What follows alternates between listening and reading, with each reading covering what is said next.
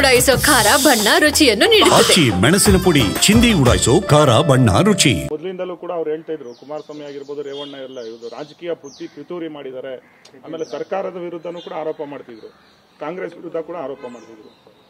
ಇಲ್ಲ, ಅವರ ಆರೋಪಗಳು ನಿರಾಧಾರ ಅಂತೇಳಿ ಈಗಾರು ಗೊತ್ತಾಗಿದೆಯಲ್ಲ. ಯಾವುದು ವಿಟ್ನೆಸ್ಗಳು, ಎವಿಡೆನ್ಸ್ಗಳು, ಅದಕ್ಕೆಲ್ಲ ಏನು ಹೇಳೋಕ್ಕಾಗುತ್ತೆ? ಅದನ್ನು ಇಟ್ಕೊಂಡೇ ತಾನೇ ನ್ಯಾಯಾಧೀಶರು ಈ ಒಂದು ಆದೇಶವನ್ನು ಮಾಡಿದ್ದಾರೆ. ಹಾಗಾಗಿ ಇದರಲ್ಲಿ ಯಾವ ರಾಜಕೀಯ ಪ್ರೇರಿತ ಅಂತ ಕಾಣಿಸೋದಿಲ್ಲ. ಸರ್, SIT ಅಧಿಕಾರಿಗಳಿಗೆ ಏನು ವಿಶೇಷವಾದಂತಹ ಒಂದು ಸನ್ಮಾನ ಏನಾದರೂ ಮಾಡ್ತೀರಾ ಸರ್ ಇಂಥ ಪ್ರಕರಣ? ಯಾಕಂದ್ರೆ ರಾಜ್ಯದಲ್ಲಿ ಮೊದಲ ಬಾರಿ ಅದೆಲ್ಲ ಅವರ ಕರ್ತವ್ಯ ಮಾಡಿದ್ದಾರೆ.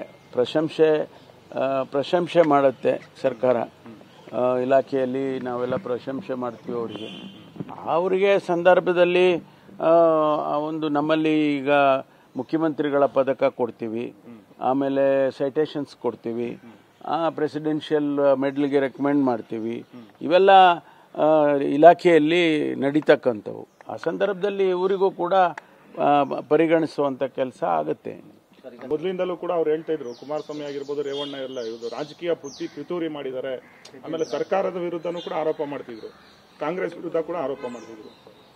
ಇಲ್ಲ, ಅವರ ಆರೋಪಗಳು ನಿರಾಧಾರ ಅಂತೇಳಿ ಈಗಾರು ಗೊತ್ತಾಗಿದೆಯಲ್ಲ. ಯಾವುದು ವಿಟ್ನೆಸ್ಗಳು, ಎವಿಡೆನ್ಸ್ಗಳು, ಅದಕ್ಕೆಲ್ಲ ಏನು ಹೇಳೋಕ್ಕಾಗುತ್ತೆ? ಅದನ್ನು ಇಟ್ಕೊಂಡೇ ತಾನೇ ನ್ಯಾಯಾಧೀಶರು ಈ ಒಂದು ಆದೇಶವನ್ನು ಮಾಡಿದ್ದಾರೆ.